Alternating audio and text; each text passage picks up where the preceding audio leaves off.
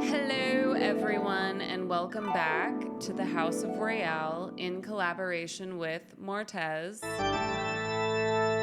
It is May, which means it is Mental Health Month, and very rarely do I ever take the opportunity to talk about my personal experiences with mental health and loss, losing loved ones. But I feel compelled to talk about it in this episode. And before I share my story, I would like to start by talking about our sponsor, Live to Live, apparel that saves lives. Okay, please go follow them, support them, get a shirt, get a hoodie, and let me show you. The hoodie that I'm wearing, it says, "You are enough." And on the back, it says, "Dear person behind me, the world is a better place with you in it. Love, the person in front of you." And this is so beautiful. And I have a confession that this company sent me their merchandise a long time ago. And it was so difficult for me to promote their line because I knew that I was going to have to talk about my mom. I didn't have to, but I knew that I wanted to, but it had to feel right in my body. You know, House of Royale has been around since 2022, but I've only brought up my mom's story a handful of times. It takes a lot of courage to talk about it, just because I know I'm gonna have to take time to recover from the details of it all and, you know, reviewing the story of it again. I'm gonna talk about it, and that's what this episode is for. Also, on a brighter note, I would like to announce that MORTEZ has officially signed to management and PR. We are signed to Broken Heart Management and Dead Set Publicity, and it's all women, women owned. Shout out women in music, hashtag women in music. Yes, we have a team. We've prayed, we've done the work, we've manifested it, we've envisioned it, and it is happening. And we're so grateful, we're so excited. We also have 6 brand new songs, one of which we are hurrying to get done for a certain radio station, but I'm gonna save that for Patreon. So that leads me to patreon.com/House of Royale. Go join for free. Patreon is there to support artists in whatever project they are doing. And as a loss survivor, I can tell you right now that if I did not have music and movies and dance, I would not be able to survive. Support your local artists, join for free, and I will be doing another exclusive Patreon episode for all of our patron members.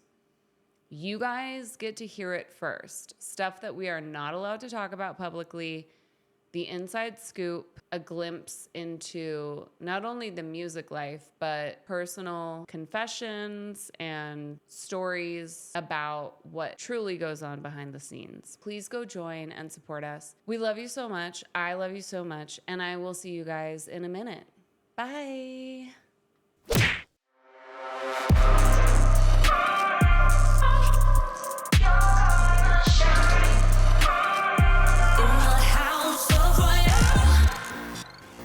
And we're back. I have my notes here. Number 1, I do want to keep this short, okay? Because I'm not going to drag this out and make this a sad and depressing episode. I want this to be educational. I want it to be a place for someone to come and hear my story and feel safe and feel not alone. I want you to know that you are not alone. We are called loss survivors if you have lost a loved one to suicide. But also, if you have lost anybody this year or 20 years ago or 100 years ago, I don't care. It's like, for me with my mom, the pain of losing her is never going to ever go away. And that is why there are moments in my life, like today, where I feel compelled and I feel able to finally share a piece of her story and my story. So I went on Google and I was like, I really want to be careful with how I use my language. And so I just want to go over some stuff before we get into the details of Sue, which is my mom. And so, okay, number one, we're going to talk about language. For those of you who do not know, it is inappropriate to say the word committed, okay? Instead, we now say die by suicide or death by suicide, okay? And then when we are talking about someone who may be in danger of suicidal thoughts, we need to be using person first or first person language, which is a person experiencing suicidal thoughts, as opposed to this person is suicidal. So we want to say a person is experiencing ... Okay? Number two, everyone needs to know that suicide is preventable. We have a lot of work to do, right? And the suicide rates have gone up, but there's more help available. It's being talked about so much more now. Recovery is possible. So it's always great to recommend or find for yourself. I prefer a spiritual coach as opposed to a traditional therapist, because for me, I am so all emotion. My dreams are very lucid and vivid, and I need a spiritual coach who knows how to work with me the way that my mind processes my experiences. And in my experience, traditional therapy has not been helpful. My spiritual coach, Kimber, and you can follow her right here, it is more about understanding how to take that pain and give it love. And we're going to put it here, we're going to put it here, we're going to put it here. And then we're going to take our power, our strength, our love, our creativity, and we're going to catapult that into the stratosphere, right? So it's like loving ourselves and giving ourselves the internal strength to use our gifts and transmute that pain. And I just like that style of reprogramming, mental reprogramming, and spiritual reprogramming. It's so helpful. It's so helpful. Okay, number 3, how to start a conversation. Ask and be there. Okay, so you got to be a good listener without lecture. Do not lecture a person who is actively in a suicidal state, okay? Be direct. You can ask, do you have suicidal thoughts? This is not going to put the idea into their head. It's actually going to make them ask themselves if they are, and push them to answer honestly, so that then what's the next step if they are having those thoughts? Listen without judgment. Pay attention to the warning signs, okay? So if someone is speaking like, I don't want to be a burden, I'm just going to stay home. If they start selling off all of their personal belongings. If you see substance abuse, obviously. Some warning signs are obvious, but like with people like my mother, when they are high functioning and successful, it's really difficult to know where they are mentally. It's extremely hard. And of course, our immediate family saw warning signs, but it was also so normalized within the home and had been going on for so many years with both parents that there wasn't a shock or a behavior that we weren't used to. It was behavior that we were so used to that it wasn't like an alarm bell. So that's why we have the sayings like always check in on your friends, because you just never know. And most of the time, you know, people are going through it. People are going through a lot, and depression is so common that it's just nice to check in with people. Even though we are not a therapist, so it's like we're not a licensed professional, and if someone is like clinically depressed or severely like on the edge, they need to get help. Number 4, safety and professional help. If you're living with the person, you want to make sure that they can't harm themselves. If there's, you want to get rid of firearms, you want to get rid of substances that might harm them. Also, do not leave the person alone. And we're talking if this person is actively in a state of a mental breakdown, in a state of turmoil, and they're unable to pull themselves out of it, just stay with them until they feel like their nervous system is regulated and until you can calm them down and get them into a safe space mentally.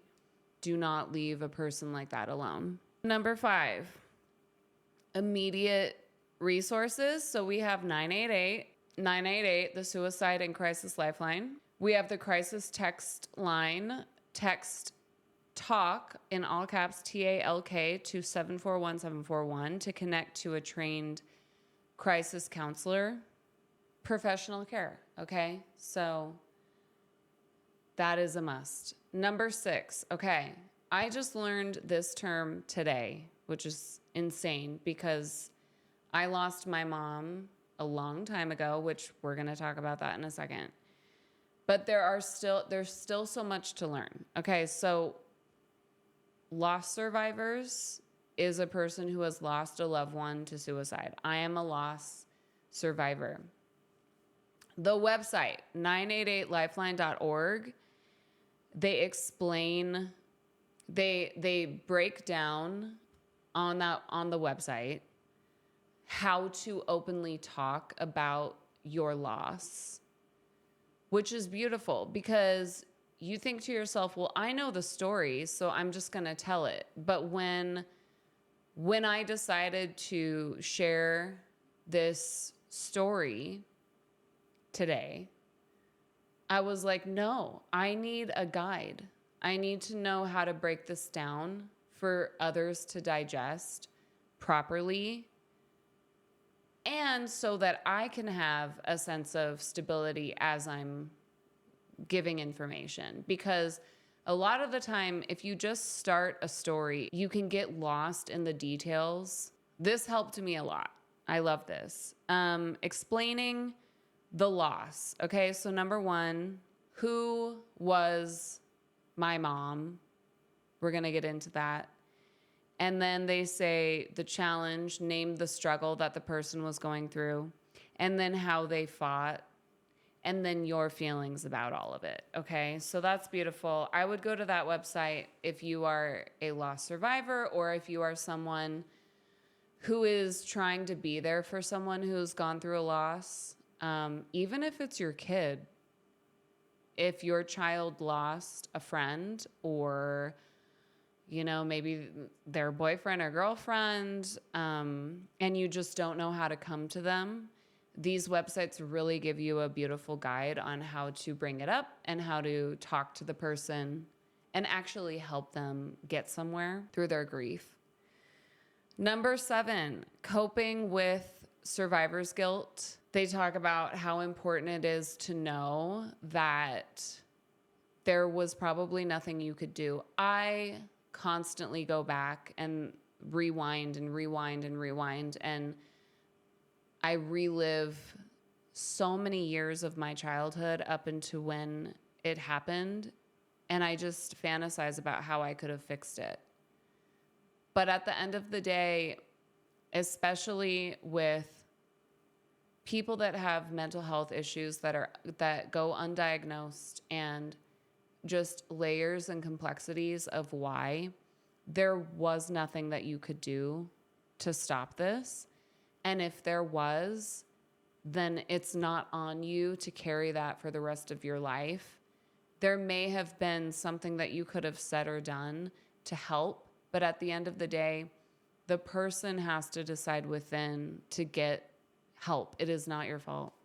And then it's always important to remember that their life is not defined by their final act. And I certainly feel that way about my mom.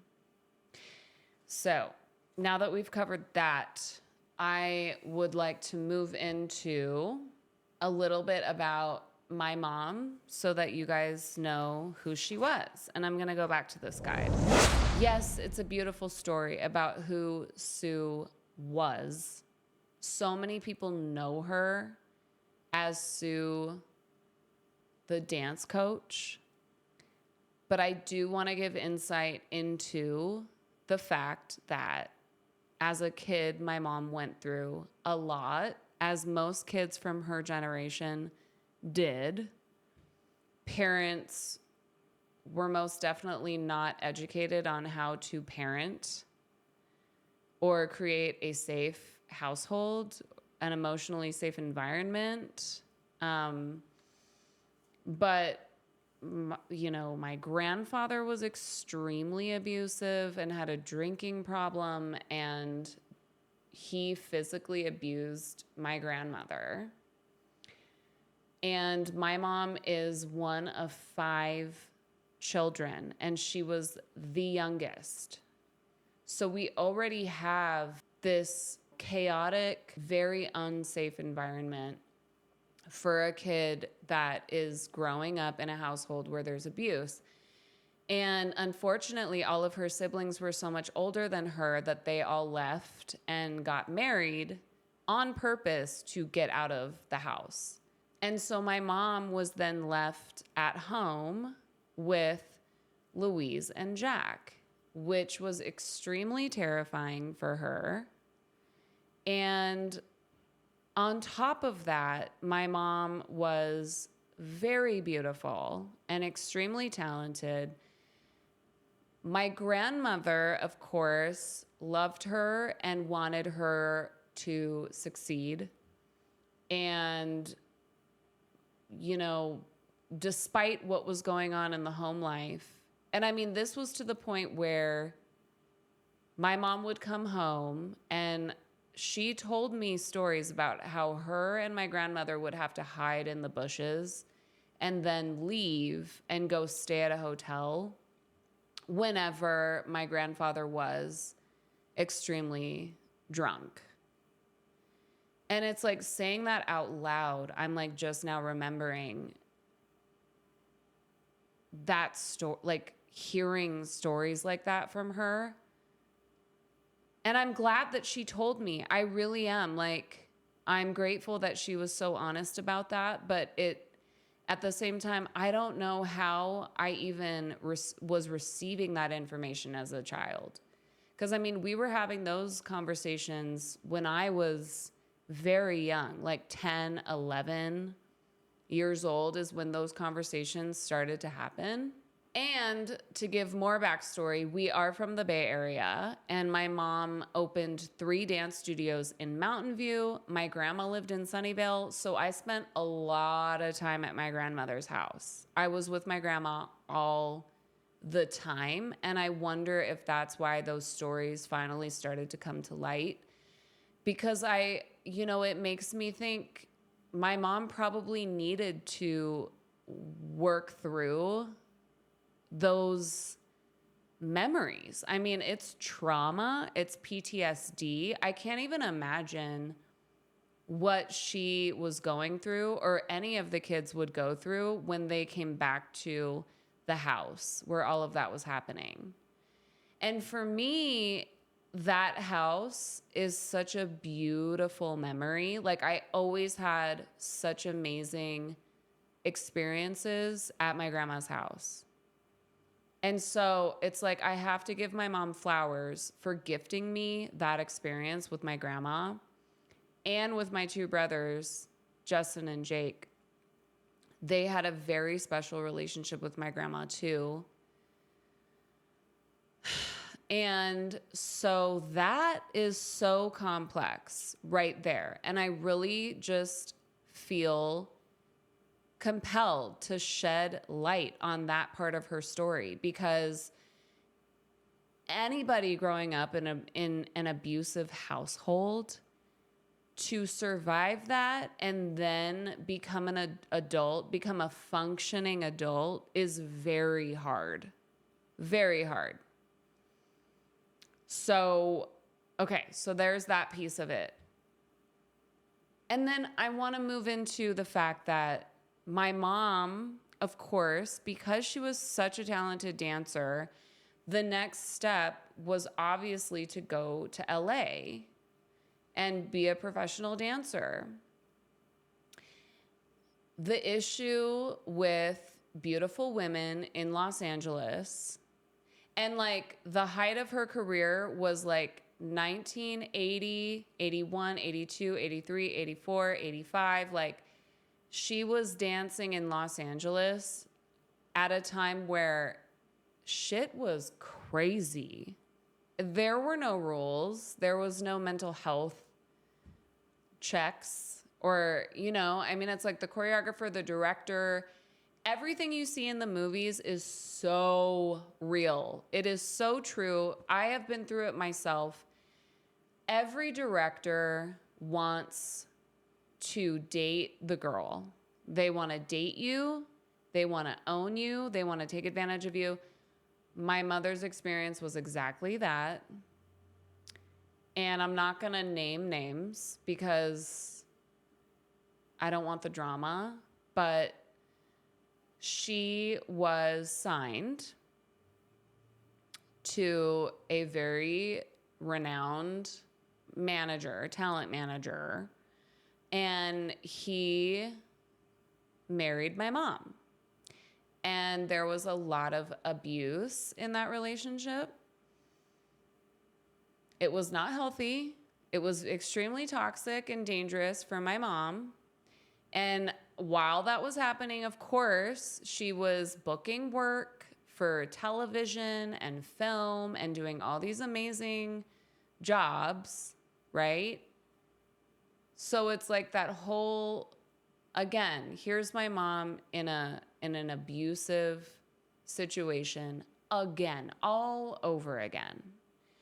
And she has to stay in shape and be skinny and look beautiful and be a professional and leave it at the door. And I know that so many women were going through that in that time. Still are, but I mean, it just was a different time. And so I can't imagine the amount of pain that she was going through, the amount of suffering that she was going through. So anyway, that lasted 6 months, and she finally divorced him and got out of the relationship. And as she was contemplating leaving Hollywood, she came back home. I'm assuming to my grandma's house, or I don't know what that transition period was like, but she met my dad and his bestie, shout out to Bill Reeves. They both ran a club, to my knowledge. I don't know what it was called, but my mom met him there because she was like teaching classes there. And he was very young, which is totally fine because my man's way younger than me too. But at the time, my dad was like turning 20 or something crazy. 20, maybe. And they fell in love immediately. And then I guess my mom was still booking work because she flew to Japan for some crazy show where they're like wearing headpieces that are like 1,000,000 pounds and da-da-da. And my dad flew out to visit her there. And that is where I was conceived. And I guess while she was in Japan, she was like barfing on the side of the stage and realized she was pregnant with me. So then that is how Dance Attack came about, because she flew back to the Bay Area. And shout out to Marlene Rosberg, who was my mother's dance coach at Fremont High School for the Featherettes. And Marlene always believed in my mom, knew that she was a superstar. And Marlene is the one that helped my mom open Studio A for Dance Attack. And I'm sure my grandma was a part of it too. Because they were the dream team. It was the dream team. And Dance Attack immediately blew up. And I know that there was concern from people who were helping my mom, who were close with my mom, about the fact that she was with this young dude who was like not quite ready to be a father. I'm not saying that he didn't love her. He was head over heels obsessed with Sue. We all knew this, that he was very in love with her. I mean, I wasn't even like a human really yet, but I know this because my mom and dad both talked about how in love they were. But I want to review the fact that, like, here we have this woman who is once again, as beautiful as all of that sounds, she's once again in survival mode, okay? She has a kid, and she has this guy who might not be ready for all of this shit, okay? And now we have podcasts talking about the woman being the breadwinner, or, like, the woman being the star in the relationship. And like, he was always cool with her being that. But I would also like to just give space for how he truly felt about that situation, his own life, his own freedom. There's a lot to unpack there too. And it's like everyone goes through relationships, right? But I also think that in that time, because they had me, there was such pressure to like get married and stay married. I just feel like it was that time. And my dad came from a very strict Catholic upbringing where everyone is married with like multiple children. So I think also in his mind, he subconsciously was like brainwashed into like feeling that pressure to stay married. I don't know. It's just, for me, the way that everything transpired, it was a recipe for disaster. But they held that shit together for a very long time. So like, I I commend them for holding it together, but let's get into the piece about how that affects the home life and the children. So Studio B opens up, Dance Attack is blowing up. My mom is thriving. However, we lost my mom in 2009, okay? And I was not okay mentally. I was still drinking at that time. And there were drugs happening. It was not good. But a few years after her death, people started to open up to me about what they observed and what they witnessed going on. And the first issue with my mom is that she did not trust anyone, and she did not know how to allocate or delegate. She wanted to do everything herself. And like, let's just be honest, because of what she had been through in her life, nobody blames her for being that way. I think she had never had a stable relationship or trust. There was no trust. And running a dance studio, for those of you who don't know, it is like running an insane asylum. It is, and so my mother had over 2,000 students.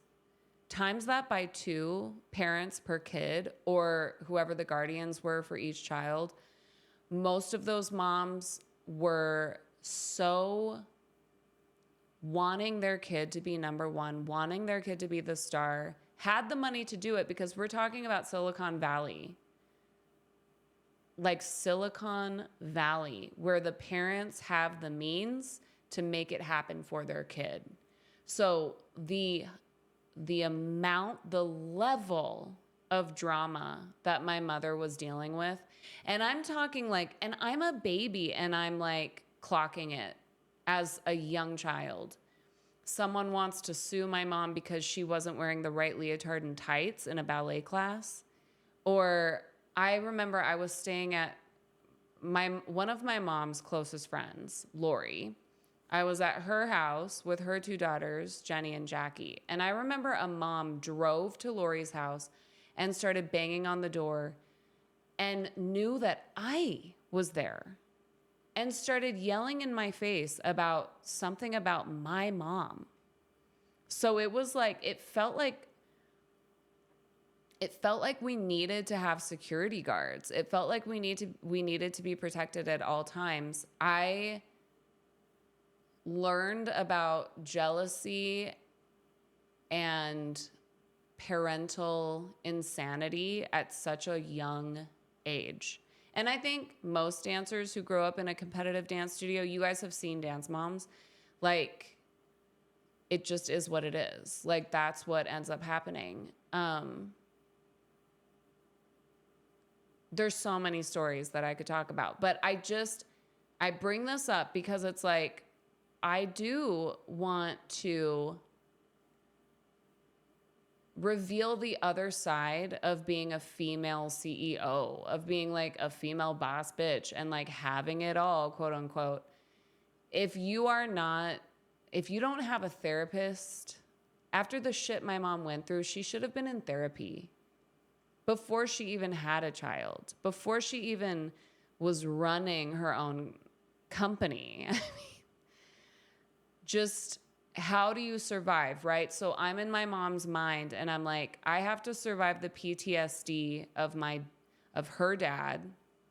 She has to survive the PTSD of her father and what he did, her first husband and what he did to her, all of her experiences in LA, which I have no idea. And then now the current husband with this studio. And I do remember the look on my mom's face all the time was stress. And it was like a glass of wine, a glass of wine, a glass of wine. It was stress and wine, stress and wine, stress, just worried about everything. And when I look at men who are 20, 21, 22, I'm sorry, but they're not ready for that. They're not ready for children and running a company with their wife. Like that, it's a lot. And so it's like I have to give grace for the way that how young everyone was. But it's like, you know, as far as her having a support system in her partner, that wasn't necessarily the case. And I think from just other people that were a part of Dance Attack definitely knew that she was struggling. It wasn't a secret that my mom was struggling. She put so much money back into the kids and the shows. We would have huge shows every 4 years, and that was just how she was. Like, it had to be a big production. Competition's so expensive. Like, so much money was poured into this dream and the fire that Dance Attack held. It ended up becoming 3 different dance studios, and Dance Attack was like the pinnacle of Mountain View for a very long time, which is nuts. Like, I can't even compute that. It's so wild to me.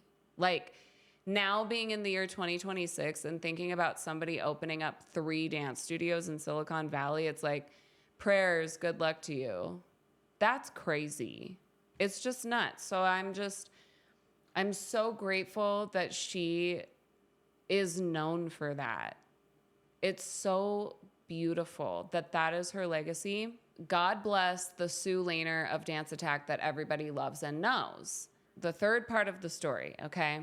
Now it's kind of like time for my dad to be the star, and he got a job offer in Oregon. But this move was so treacherous and complicated for our family. It was such a long, painful nightmare of a process. It was excruciatingly painful, especially for all of us kids. Number one, I had to accept the fact that my mom was going to sell Dance Attack. That was, at such a young age, I felt like it was time for my funeral. Like, it felt like I was gonna die. Literally a piece of me had to die to keep living, knowing that she was gonna sell Dance Attack. It was so awful. And there was nobody that could have ever taken her place or done what she did with Dance Attack.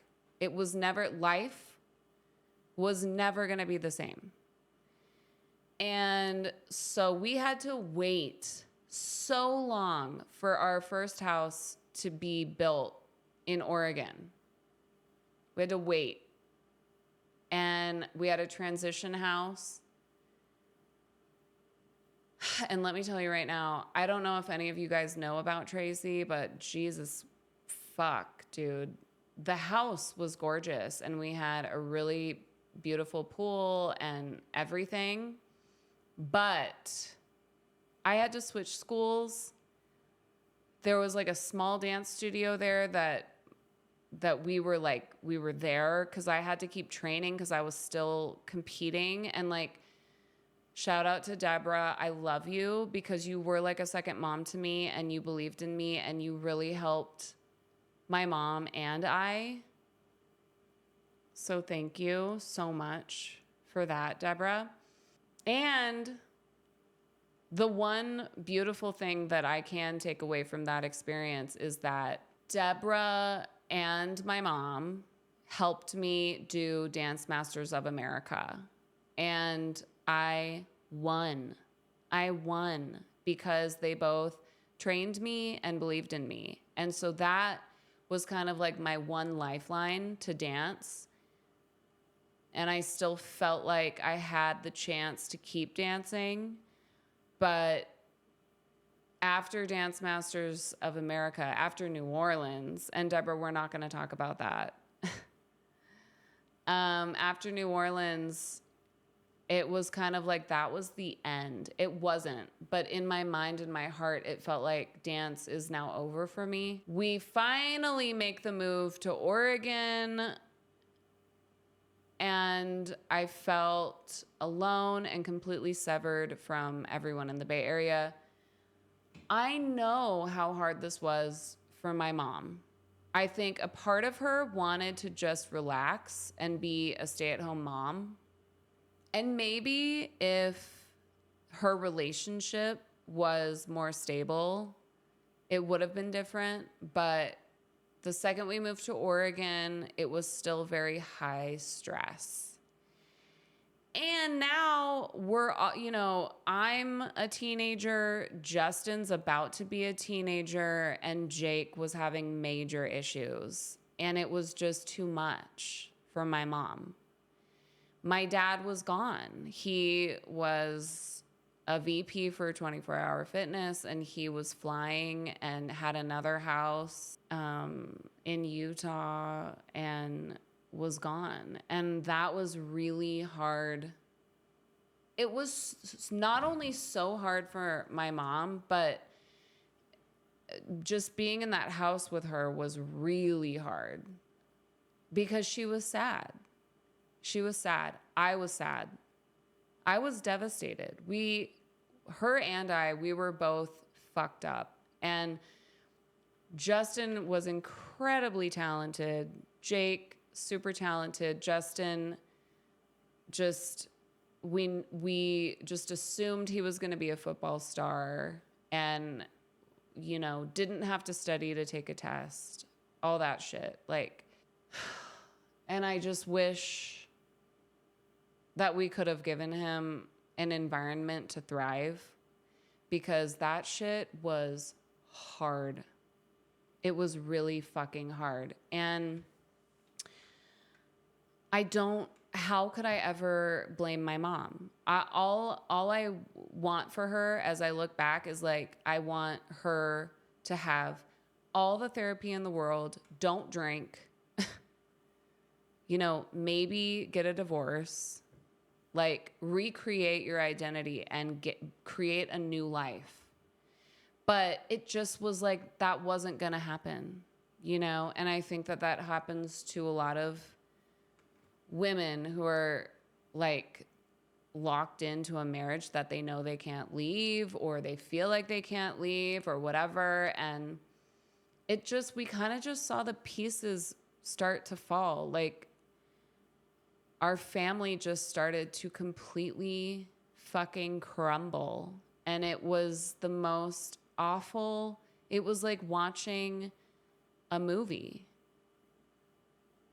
Just awful. I remember junior year, I was completely anorexic.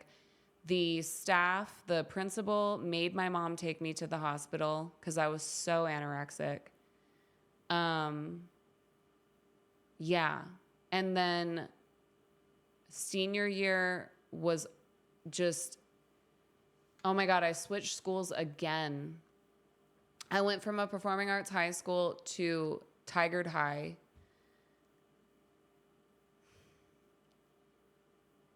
It was being in that house with just her. It was hard for all three of us. It was really hard. And she needed help. She needed so much help. And because I think her next move was to open up another dance studio in Oregon. That was her internal calling of okay, I'm going to do something with my life. And she started another studio in Oregon, and obviously it wasn't going to be the same. And I was so upset with her about that, but it was she was just able to function enough to run this dance studio. It was called Fired Up. And she, in her mind, it was on fire for God. She wanted this dance studio to be just about the kids having fun and giving the kids a lovely experience with dance. Instead of having it be competitive, she just wanted it to be a place for kids to learn how to dance. And like, still did some of the same things. Like she would take the performing company to go perform at like bigger venues or events and like give them the experience of being a professional dancer and all of that stuff. And I moved to Nashville and terrible things happened. And so then I moved back to Oregon. And once again, my parents were building another house and they were waiting to move into that house. My grandma was dying. She sold her house, moved to Oregon with us because she wanted to be with us. And that caused so much drama with the family. They hated my mom. My mom's sisters were so mean to her, and they were so upset that my grandma wasn't being put in a home. And a lot of you guys know Louise, and I think that you guys can just assume that Louise is going to do what she wants to do. No one's going to tell her otherwise. But that was really painful too, because I wasn't the girl that my grandma wanted me to be, because I was just a shell of a person at that point. I had like black hair. I was smoking. I was so depressed. And my mom was so depressed. Justin was killing it. He was doing so great. And then his senior year, it was just like crash and burn. And Jake, so talented in sports, but just like, he just didn't have parents. He didn't have guidance and help, you know? Both of the boys just had so much fucking talent. And I wish that they could have been protected. It's really hard to know what they went through, and it just fucking sucks. And so once again, you know, it's like maybe the house will fix everything. And so they move into this new house or whatever, and my grandma's like upstairs, and that's like her space as we have to like basically watch her die. And our dad was kind of just like the friend that was like, there would be parties at the house and drinking and all of that shit. And it was just like, we were taught that was cool. And, you know, that era was very like, the culture of America in that era was that. It's like you drink, you party, you figure out a way to hustle and make money, and that's America, baby. Like that was totally the vibe with dad was, you know. And then with my mom, it was like constant disappointment. She was always just pissed off and depressed. It was just like there was no relief for her. There was no relief. There was no like light at the end of the tunnel. It was like after my grandma passed away, there was nothing left for her to live for. And it's like, of course, her children. But it was like, I had to go. I had to leave. And I didn't for like another year or something, because it just was like so depressing that you can't really function when everything is like so sad. So my grandma passed away, and my parents ended up finally separating and selling the house. And it was like Jake was living with my mom, and then my dad got a place, and I guess both of the boys at some point moved in with him. But then my dad kind of like disappeared. And I think that was kind of like the final nail in the coffin for my mother. She just couldn't, there wasn't anything left in her. She could not take another devastating event. And this was so devastating. She did not have the capacity to survive it, especially because she wouldn't tell anybody. She would never reach out for help. There were moms in Oregon that did help us. And like Donna, thank you to Donna Beck. I love you so much. And I'm going to get to that in a second. But Jake then moved back in with my mom. Justin moved to the Bay Area. And from what I know, it just was awful. There was just drinking, and it wasn't a parent and a child. It was just like, it was not good. And my mom, I think, knew that she was going to plan to end her life. She knew she was going to do it. And the way that it happened was she told Jake that he was going to be flying to the Bay Area for New Year's to be with Justin over at Sandy Feliciano's house. And then he would come home. But that was her plan, was he was going to go to the Bay, and then she wrote us a note. I also looked up this statistic because, you know, a lot of you guys don't know how she took her own life. And for women in general, the most common way is with a firearm, but the other most common way is through poisoning or suffocation. And it's not like a relief to know that this is what most women do, but it's just kind of like, it gives you something of like, okay, this is a woman thing. It wasn't just her, you know, like I need to hang on to something with knowing how it all happened and knowing that most women do this, you know. But it was pills, and a lot of them, and which caused poisoning and then suffocation, asphyxiation. And so I got a call from Sonia,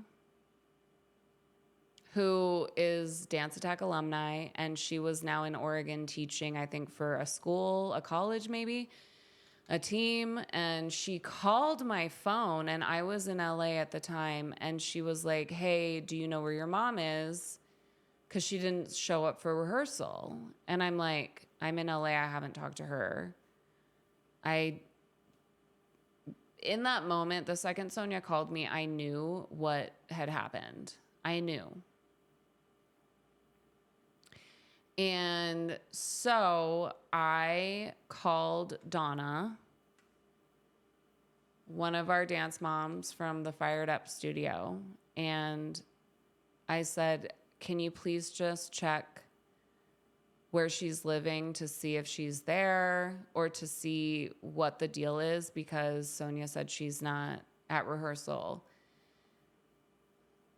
which was so awful and hard for Donna, because she was like, I don't know if I can do this. But she went, and the dogs were barking. There was a package at the door. So, you know, Donna knew that something wrong was going on. It just didn't feel right. And she called me and told me what she was looking at. And so then we had to call the cops, and they were not allowed to enter without a resident giving them permission. So then I had to call my youngest brother, Jake, And I didn't tell him what happened. I just said, for now, you're not going to get on your flight. I need you to stay in the Bay Area. But I also need you to ask the officer, or like give the officer permission to enter mom's house. And so he completely lost it in the airport. And I don't know how or why, but my ex-boyfriend, Kevin Keeland, was there and had the same flight as Jake. And so he took the phone and helped. He just helped. He missed his flight too, and he stayed with Jake at the airport. And got him to tell the officer to enter or whatever. It's just horrific. It's just so awful. Like, and I don't know how any of us survive any of this, but I do know that it was like, it took so long, but it was like 2 years after my mom passed away is when I finally was, I think, able to connect spiritually. And that is when she started coming to me in my dreams. But the amount of figuring out how to live with all of these events that had occurred, it's just like so many years of darkness and heartbreak.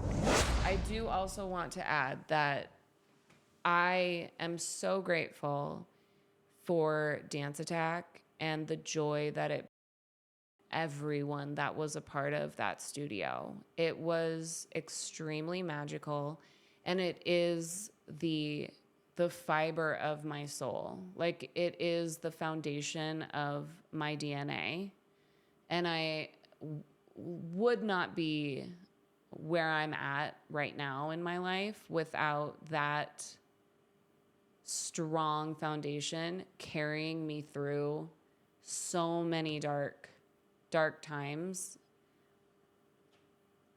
And then I also just want to acknowledge the fact that, like, our souls choose these contracts to come down here on planet Earth, and we choose, apparently we choose these situations to go through so that we can become the light, and we can become speakers and messengers, and so that we can be a vessel of hope for other people. I would not be able to relate or help anybody unless I had been through all of this. I would not be able to write songs the way that Brett and I do without the pain and this life.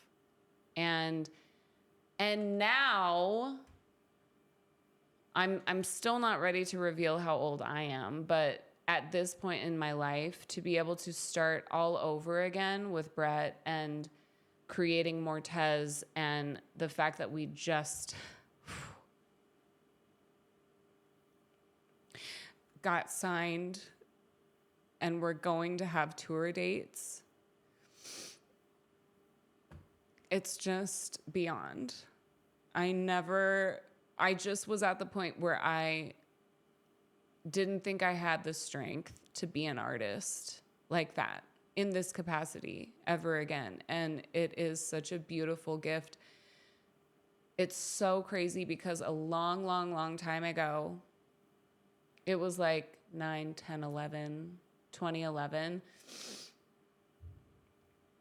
Emily Feldstein was staying with me. Shout out to Emily.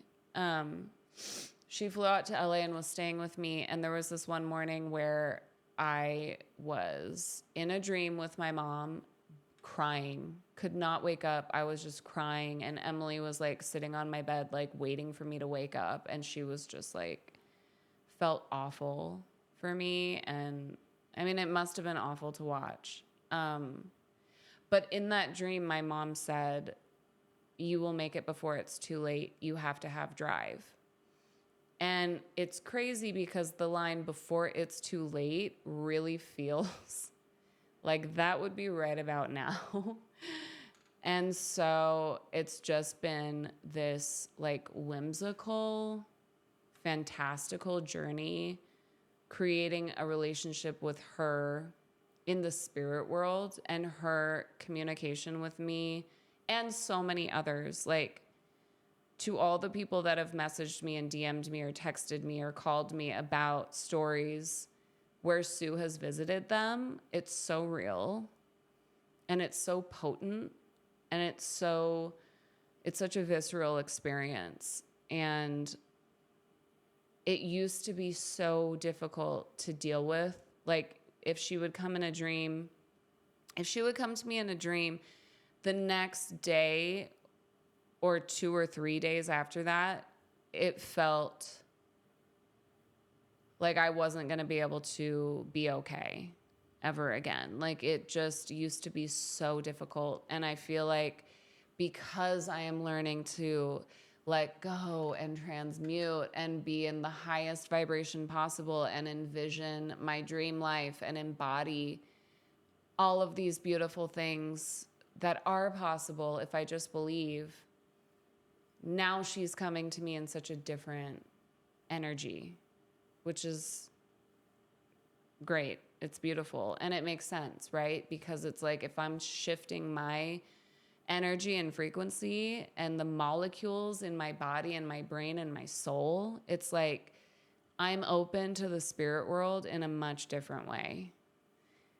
The more positivity we inject into these experiences, the more the doors open, and it becomes interesting and eye-opening, and things happen in such a weird way, such a serendipitous way. If you let them, it can be so beautiful. And that is my message to all of the loss survivors, is open your heart to the messages and let those doors open, and let your guides guide you, because they're there to give you love and support. And it's just so beautiful. And my mom did live her damn life, and she gave it everything she had, and she changed thousands of lives. And I feel so honored to be her daughter. And I wish that we could have had a more loving, easier life. I wish it could have been different. I think about it all the time, but it's okay, because now I get to have her in such a beautiful capacity, and I'm so grateful. I love you guys so much, and I will see you on the next episode. Give yourself a hug, journal, plant a flower, do something cute and fun, and just give your soul the smile and the hug that it needs to feel good every single day. Never stop loving yourself, and knowing that healing is possible, and you are going to heal, and it's going to be okay. Love you.